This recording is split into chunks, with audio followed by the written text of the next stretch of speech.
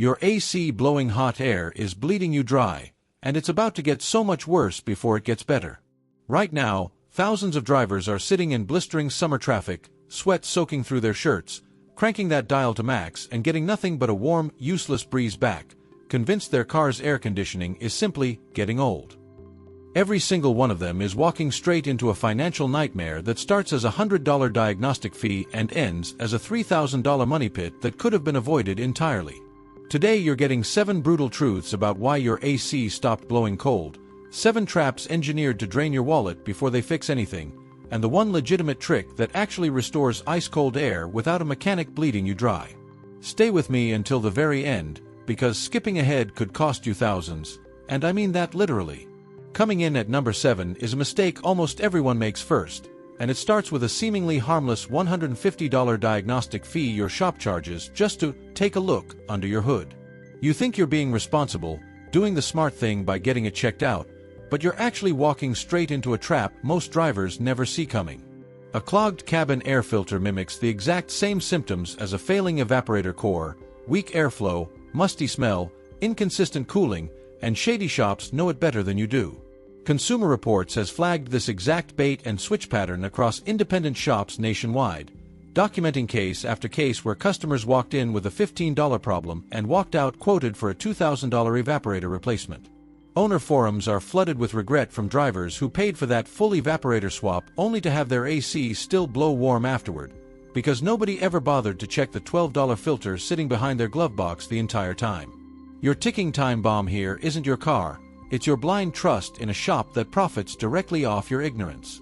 This is a costly mistake that spirals into a full-blown financial disaster the moment you sign that repair order without asking one simple question first, so always ask them to check your cabin filter before anything else touches your dashboard. At number 6, you're staring down the $20 recharge can sitting on the shelf at your local auto parts store, and it feels like the smartest, cheapest fix of your entire year. You grab it, you plug it in, you feel like a genius saving yourself a $200 shop visit, but this is exactly where your gamble turns into a genuine nightmare.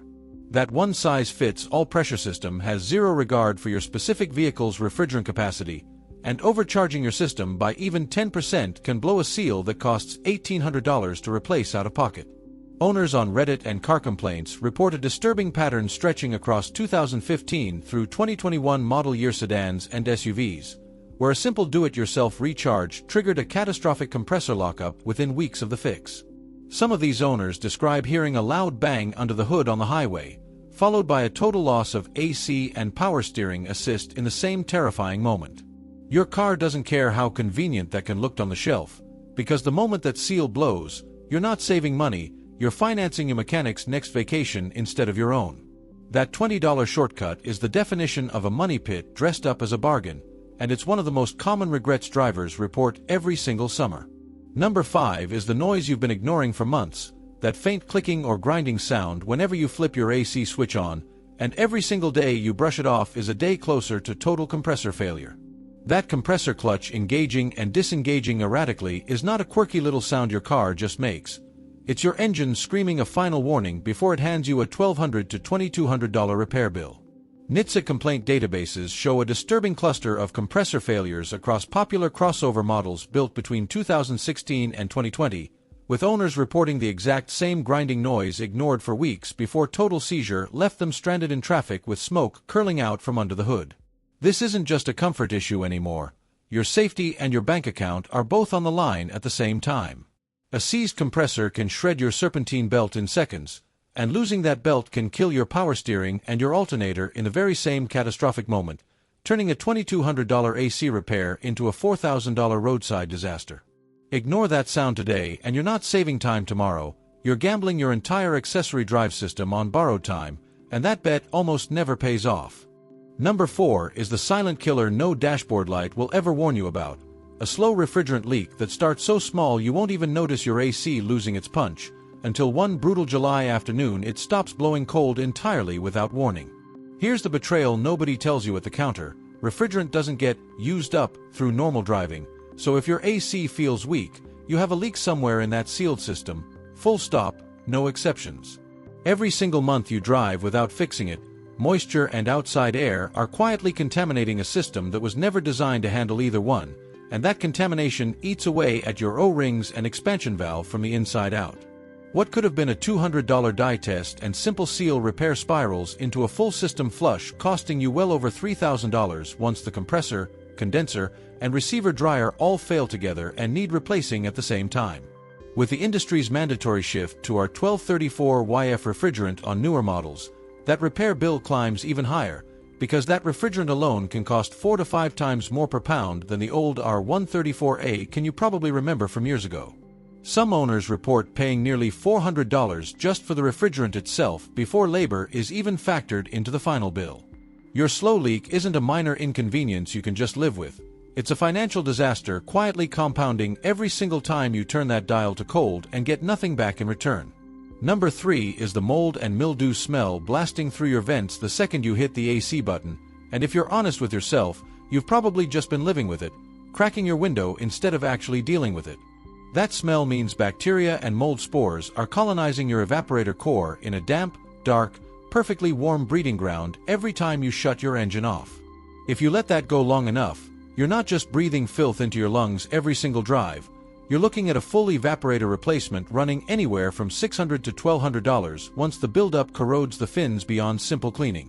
Owner complaints across Honda, Toyota, and Nissan forums describe the exact same regretful pattern, masking that smell with air fresheners for months on end before finally caving to a repair bill that could have been a $40 evaporator cleaning treatment if it had been caught early enough. Doctors have even linked prolonged exposure to moldy cabin air with respiratory irritation and allergy flare-ups, so this isn't just about your wallet, it's about what you and your passengers are breathing every single commute. That smell is your car's cry for help, and ignoring it is a gamble your health and your wallet will both eventually lose. Number 2 is the blend door actuator, a cheap little plastic motor most drivers have never even heard of until the day it ruins their entire week. When it fails, your AC starts blowing cold on one side and warm on the other, or worse, cycling wildly between temperatures on its own with a strange clicking sound coming from somewhere deep behind your dash.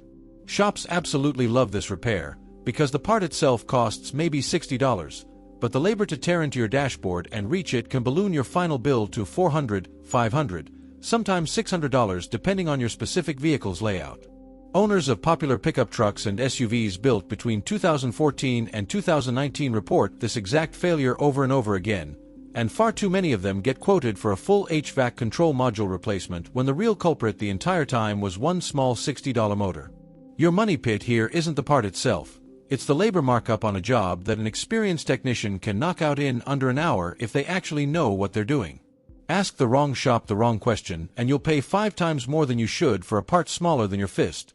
So always ask for the actuator to be diagnosed specifically before approving any dashboard teardown. And now, number 1, the real trick, the one that actually works, and it's shockingly simple once you understand why every single shortcut before this one failed you completely. Your AC system needs a proper professional evacuation, which pulls all moisture and trapped air out of the system under a true vacuum, followed by an exact factory spec recharge measured precisely to the gram, not eyeballed from a drugstore can.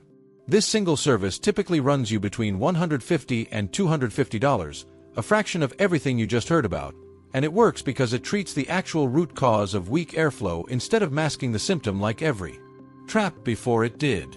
Ask your technician specifically for a vacuum test and a UV dye leak check before any recharge happens, because any shop that skips straight to just topping it off is quietly setting you up for the exact same regret you just spent this entire video learning to avoid. This is the real difference between throwing money into a bottomless pit year after year and spending it once, correctly, and never thinking about your AC again for years to come. You now know the 7 traps draining thousands of drivers dry every single summer, and the one trick that actually fixes your AC the right way. If you liked this video, subscribe to my channel, and drop a comment below telling me where you're watching from.